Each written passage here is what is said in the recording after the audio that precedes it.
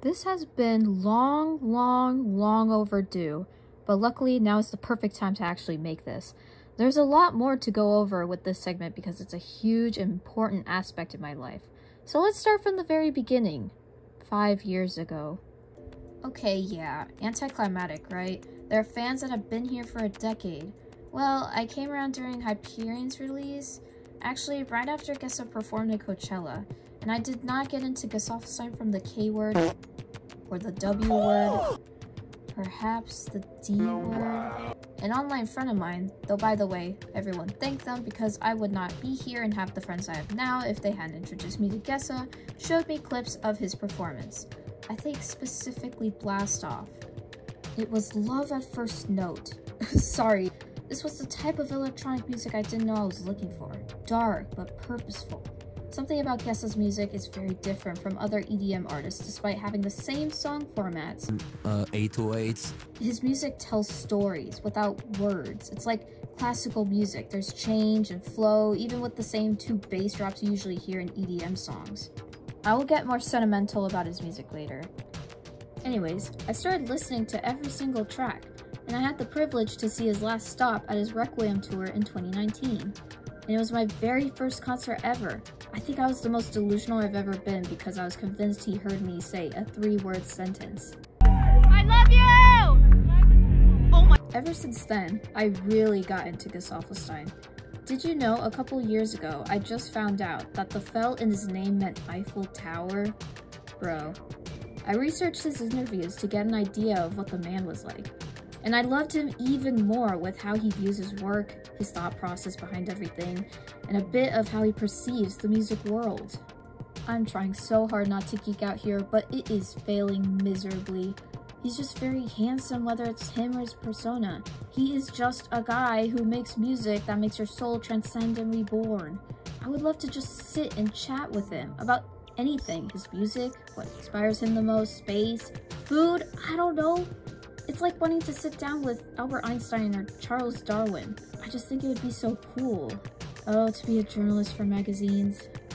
A lot of people perceive my interest for him as romantic, but it really isn't.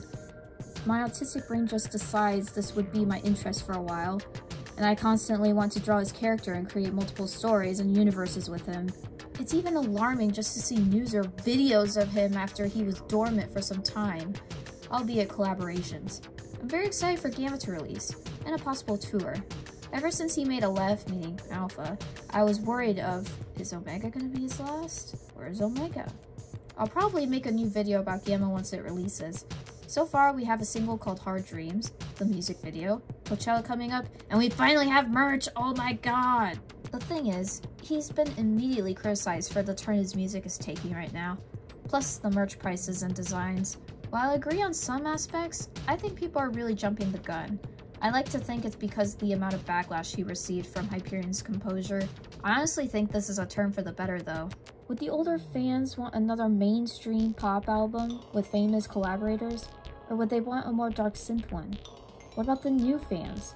A lot of them come from the W and K collabs. We'll just have to wait and see. But my 2 cents are people are being hasty or having too high expectations that cater to their personal desires. Just accept Gamma or don't and move on. I'm at least happy there's official things to buy now. Sure, it's pricey, but have you seen Gesaffelstein vinyls on eBay? I pray there will be different things to buy. I'd love to make fan merchandise to sell, but I don't want to get sued and see Mike in court. We'll see. In 2022, I created Gesaffelstein, a fanzine featuring multiple artists in tribute to his work. I tried sending a copy to his management as a gift, but I'm not sure if it got delivered. I'm embarrassed about that, but I'm super proud of the project, as well as the Aleph edition. I don't have physical copies to sell or share because I'm worried about getting sued, but they're all available online. Links will be in the description for it. Okay, this part will be more sentimental about his music, so if you don't really care, you can end the video here, thanks.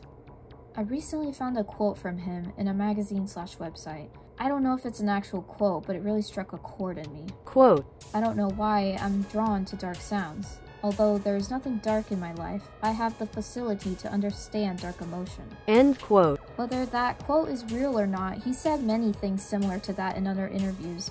He sometimes refers to himself as a spectator of violence or distress. It's like he translates something negative into different media. Music.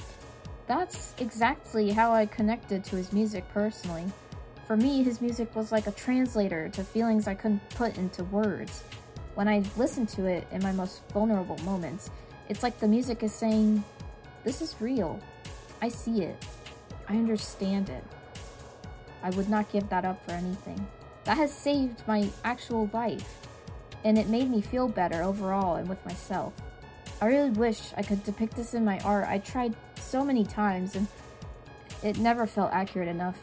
People really gloss over how music is so impactful in their lives. That's one of the many reasons why I'm so fond with Gesaffelstein and his music. Alright, well, with that being said, Gamma's right around the corner, then Coachella, and perhaps another tour! I'm so excited about it! And I'm very anxious to see the music videos. I need to know the lore! I need to know the story of this character Gesaffelstein in this lost era, where he's finally in the spotlight and has many things to tell. We will get to see the universe and story Gesaffelstein wants to share to us. I appreciate everyone watching this video, and until next time. I mean, I don't know, it's something about that song that just make you wanna get up and bust a motherfucking move. Like, I don't know, if you, when you hear that song, if you don't get up and bust a move, your ass stink.